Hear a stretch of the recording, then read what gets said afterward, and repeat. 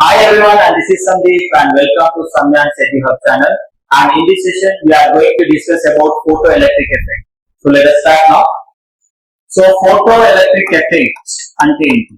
What do you mean by photoelectric effect? Photoelectric effect ante, suppose you take one metallic plate.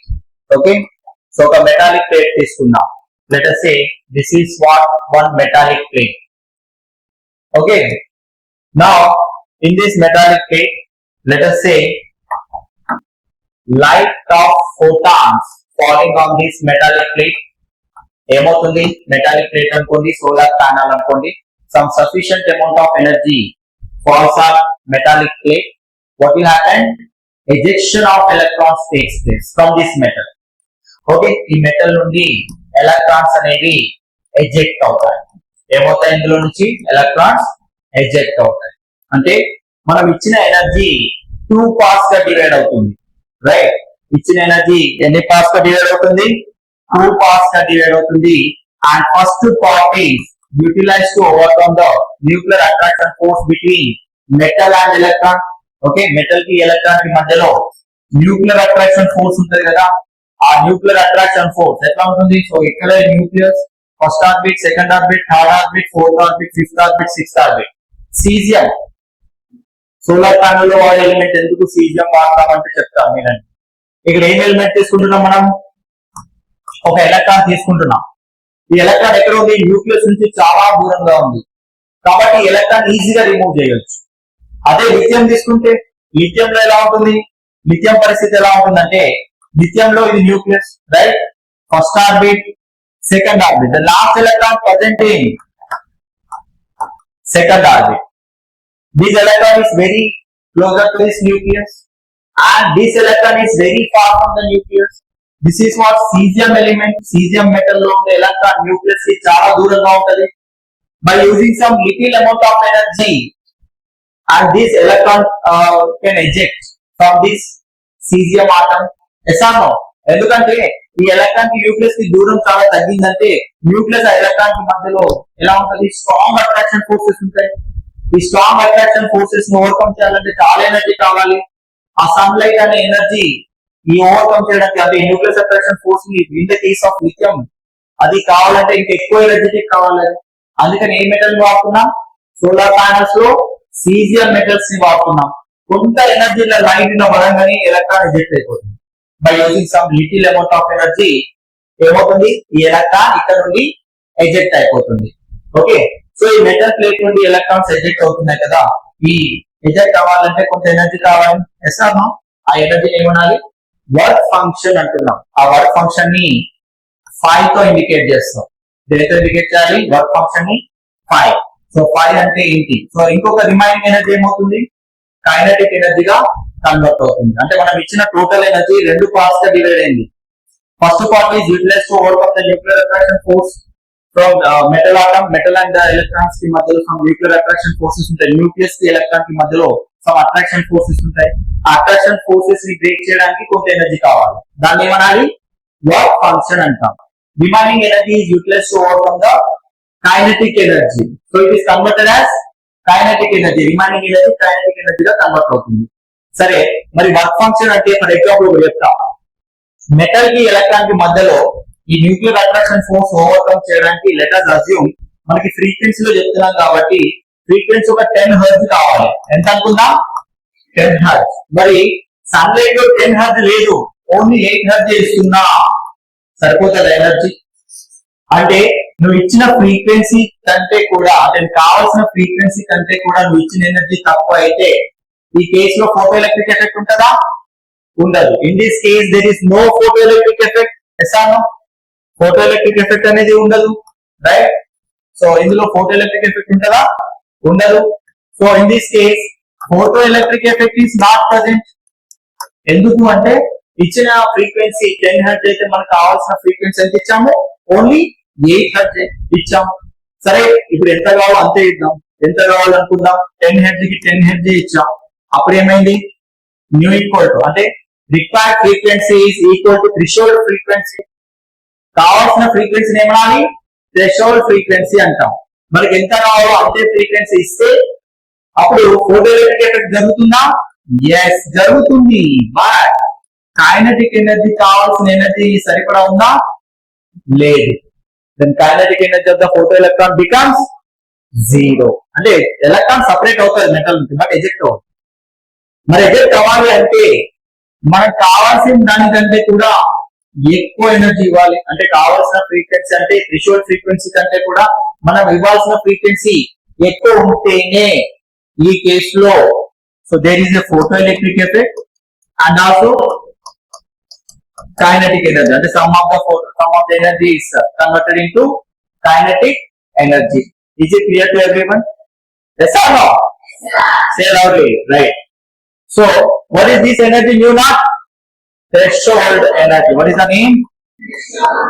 Threshold means required frequency or required energy.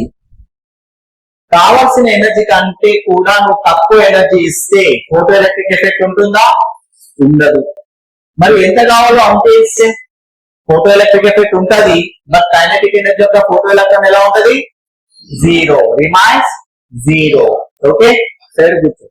And new is greater than new naught అంటే ఏంటి? దీని అర్థం ఏంటి? మనకు కావాల్సిన frequency అంటే కావాల్సిన threshold frequency కంటే కూడా ఎక్కువ ఫ్రీక్వెన్సీ ఇస్తే ఎక్కువ ఎనర్జీ ఇచ్చినట్టే కదా. ఎక్కువ ఎనర్జీ ఇచ్చినప్పుడు ఫోటో ఎలక్ట్రిక్ ఎఫెక్ట్ కూడా ఉంటది, కైనెటిక్ ఎనర్జీ కూడా ఉంటది. Is it clear to everyone? మనం ఎప్పుడైనా కొంచెం ఎక్కువ ఎనర్జీ ఇవ్వాలి ఫోటో ఎలక్ట్రిక్ ఎఫెక్ట్ జరగాలి అని అంటే, right? How do you define that photo electric effect? Listen carefully. When sufficient amount of light energy falls on a metallic plate, ejection of electrons takes place, and these electrons are called photoelectrons, and this effect we call as photoelectric effect. So like that you have to write. Okay.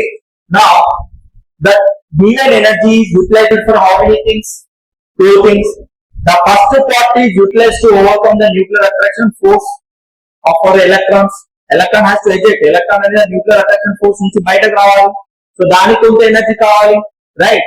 And remaining part of the energy utilized to convert into kinetic energy. Is it clear to everyone? Yes. Then move on to the next one here. Okay. So now, right. So the given energy is utilized for two things, right? So first part is utilized for to overcome the nuclear attraction force. That term is called as work function. దాని ఏమనాలి? Work function అంటున్నాం. And remaining energy ఎంత అయితే ఉంటుందో అది దేనిగా convert అవుతుంది? Kinetic ఎనర్జీగా convert అవుతుంది. Is it clear to everyone? Yes. Now the energy అంటే ఏంటి? According to Planck's constant theory, Planck quantum theory, energy equal to hnu. Frequency పెరిగితే ఎనర్జీ కూడా పెరుగుతుంది. సో వర్క్ ఫంక్షన్ కి రిలేటెడ్ ఎనర్జీ ఏంటంటారు? hnu నాట్ అంటాం. hnu not plus kinetic energy plus kinetic energy.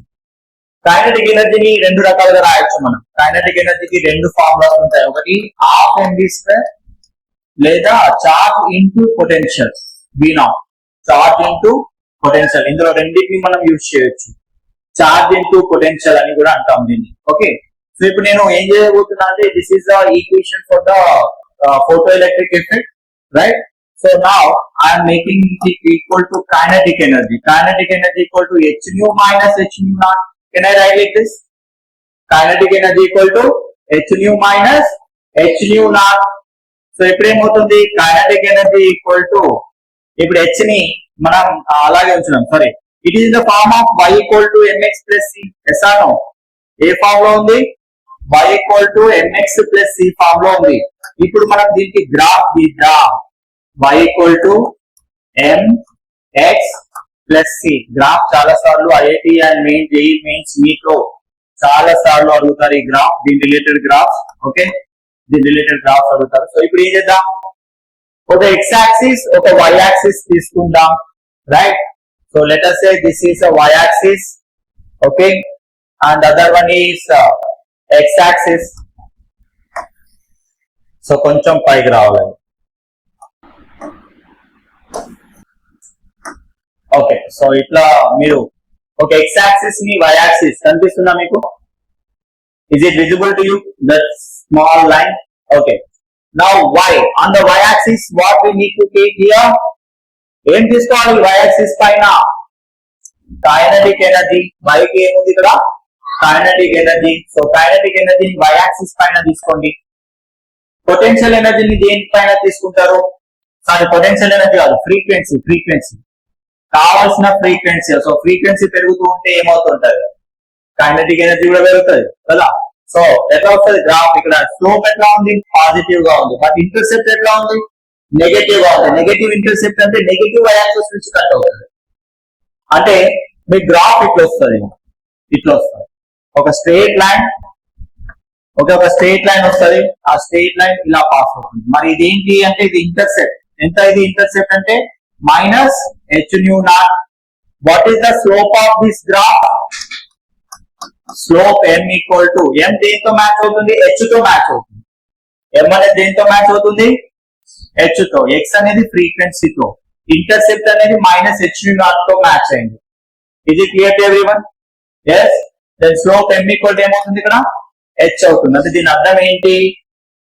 నువ్వు కావాల్సిన దానికంటే ఎక్కువ ఎనర్జీ పెంచుకుంటూ పోతూ ఉంటే దాని రిలేటెడ్ కైనెటిక్ ఎనర్జీ కూడా ఏమవుతుంటది? పెరుగుతూ పోతుంది.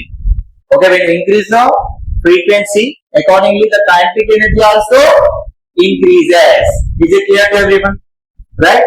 So frequency పెరుగుతూ పోతుంటే కైనెటిక్ ఎనర్జీ పెరుగుతూ పోతుంటది. ఒక మినిమం ఫ్రీక్వెన్సీ వచ్చిన తర్వాతనే కైనెటిక్ ఎనర్జీగా కన్వర్ట్ అవుతుంది. ఈ ఫ్రీక్వెన్సీని థ్రెషోల్డ్ ఫ్రీక్వెన్సీ అంటారు. ఇక ఇక్కడికి టచ్ అయింది గ్రాఫ్. మరి ఇక్కడ లాగా ఇచ్చిన ఎనర్జీ సరిపోయిందా? సరిపోలే. ఫోటో ఎలక్ట్రిక్ ఎఫెక్ట్ ఉందేమో, కానీ కైనెటిక్ ఎనర్జీగా మారడానికి దాని థ్రెషోల్డ్ ఫ్రీక్వెన్సీ రీచ్ అవ్వాలి ఫస్ట్.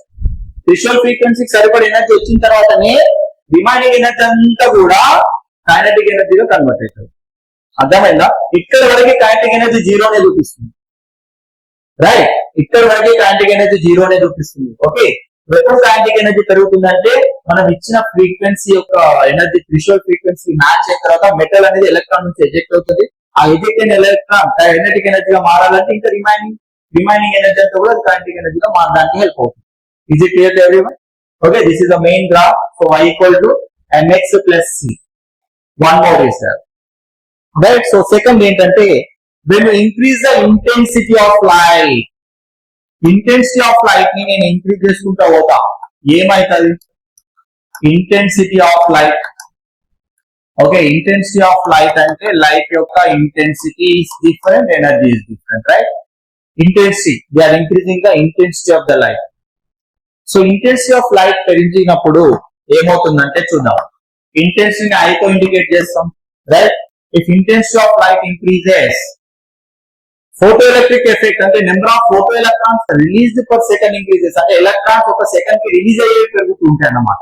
ఆ మెటల్ ప్లేట్ నుంచి నెంబర్ ఆఫ్ ఎలక్ట్రాన్స్ ఎక్కువ పెరుగుతూ ఉంటాయి.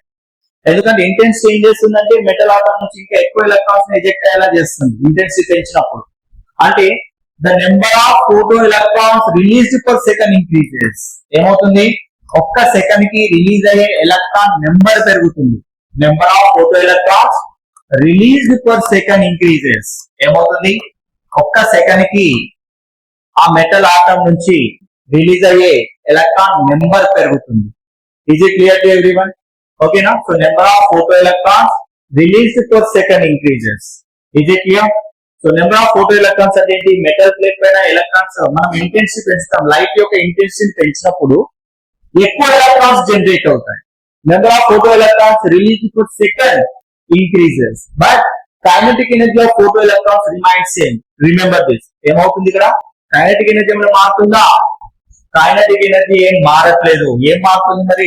number of photoelectrons released per second increases, but kinetic energy of the photoelectrons remains same. kinetic energy మారదు. It's a very important point. Right? Intensity పెంచినప్పుడు number of photo electrons release per second పెరుగుతుంది, కానీ kinetic energy అలాగే ఉంటుంది. Kinetic energy of photo electrons remains same. Right, so when you plot the graph between the intensity versus frequency, no, intensity versus kinetic energy, how will you make the graph? So you plot the graph between intensity versus kinetic energy. So y axis పైన intensity తీసుకోండి. So this is what intensity.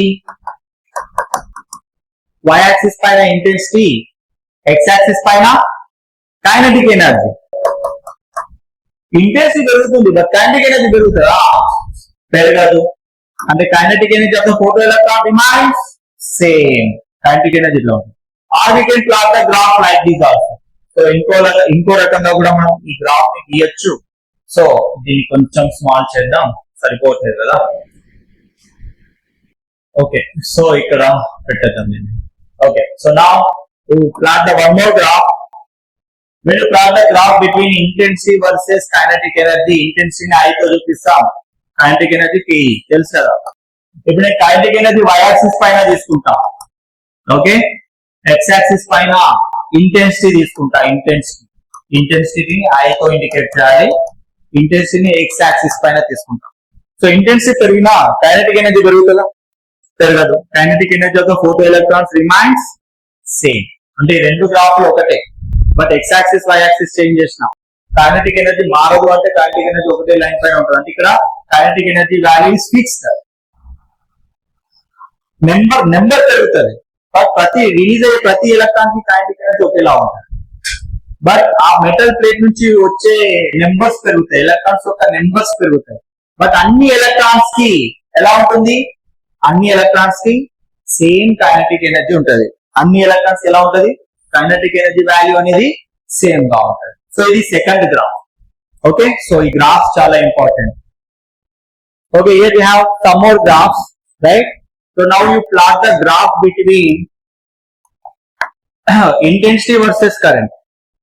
So ఇంటెన్సిటీని నేను x axis లో తీసుకుంటాను, current ని y axis లో తీసుకుంటాను. అంటే photo electric current, photo current అంటాం దీన్ని. ఏమనాలి?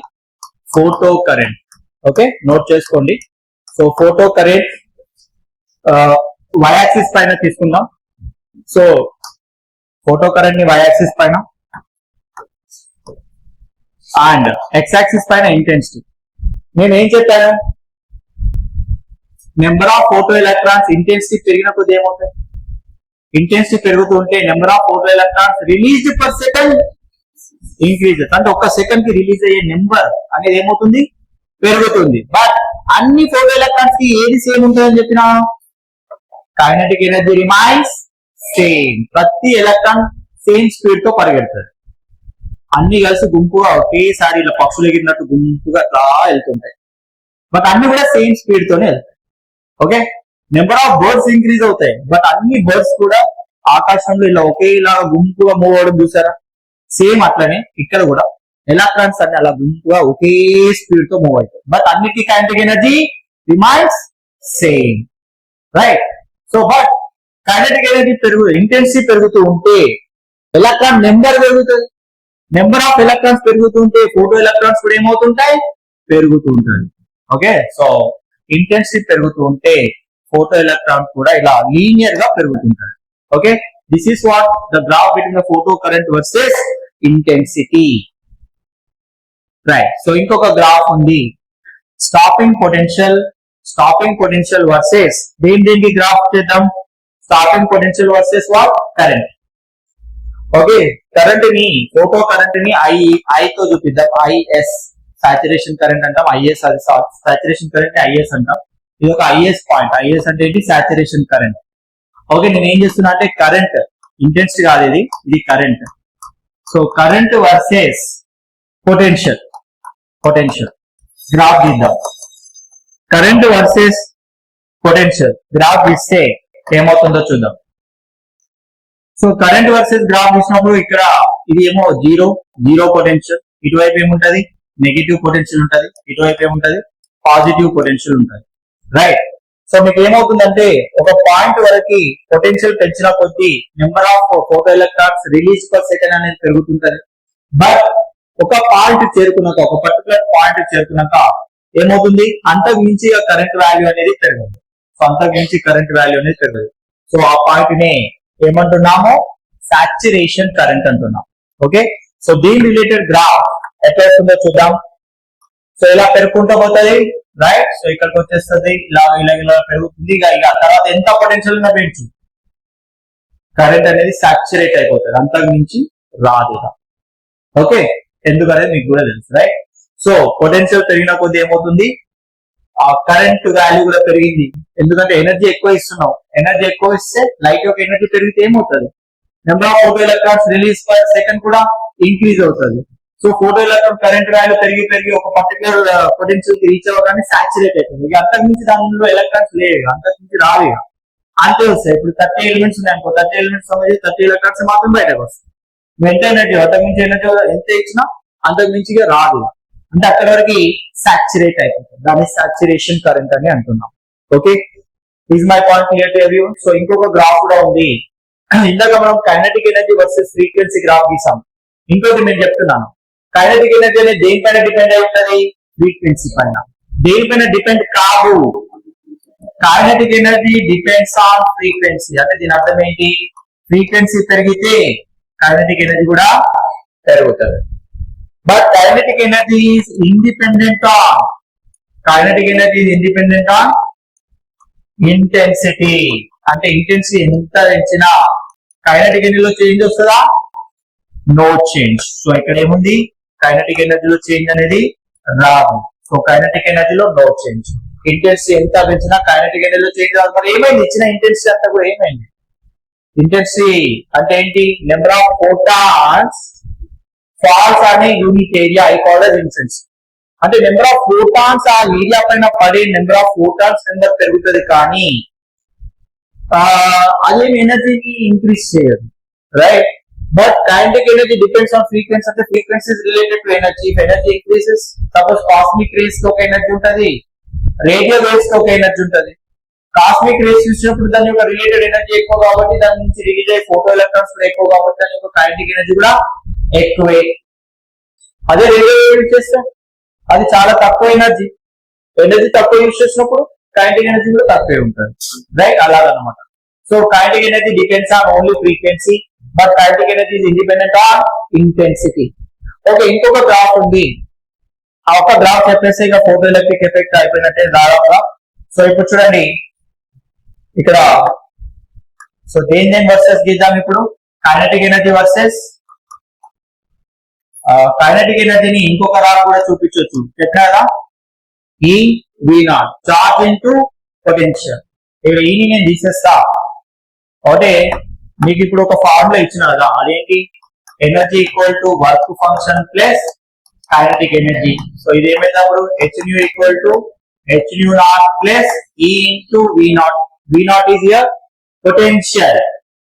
ఓకే, ఈ V0 ని నేను ఇటువైపు తీసుకుంటా, E ఇంటూ V0 ని ఇటు తీసుకుంటే ఇది hν అటువైపు వెళ్తే ఏమైతుంది, ఇది దీన్ని ఇటువైపు తీసుకోండి, hν మైనస్ hν0 ఇలా రాసుకోవచ్చా, yes are no?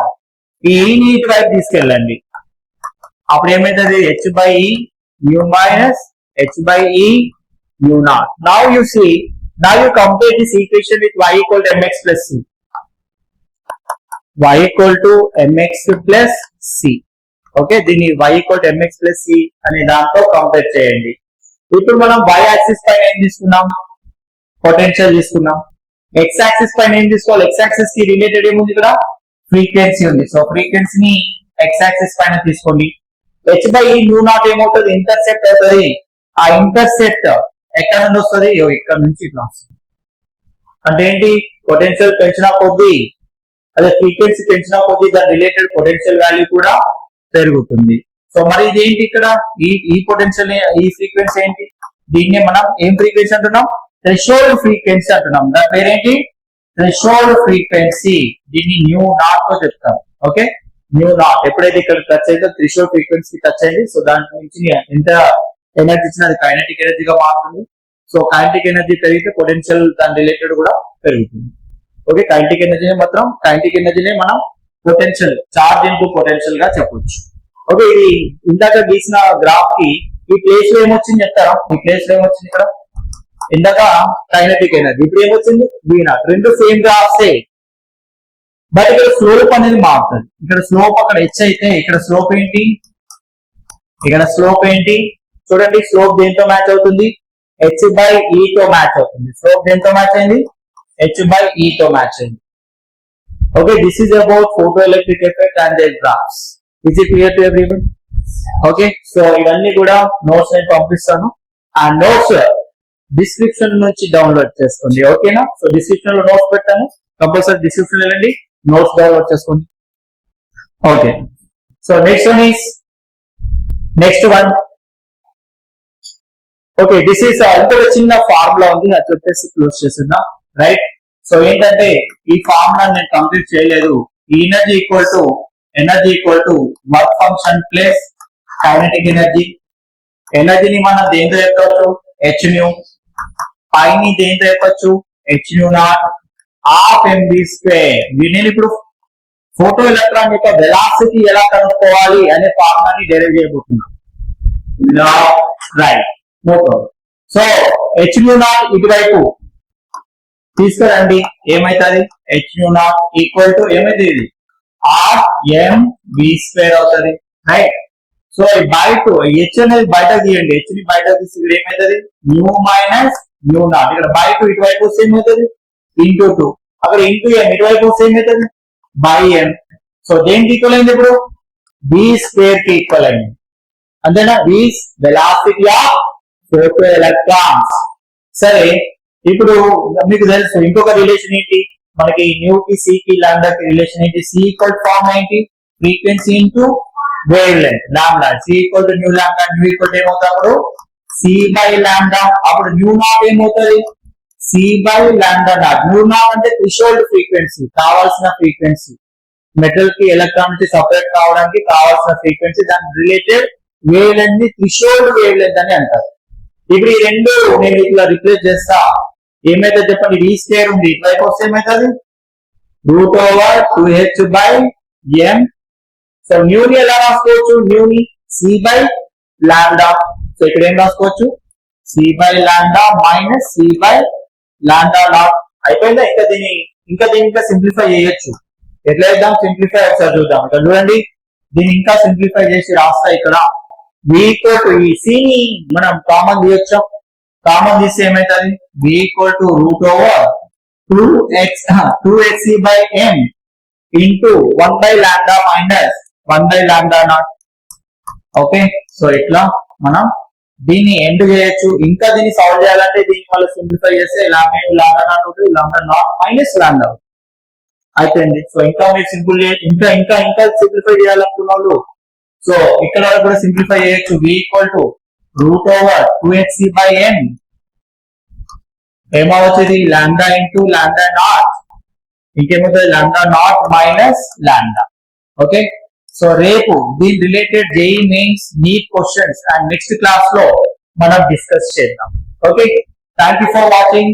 Please subscribe from Maths academy.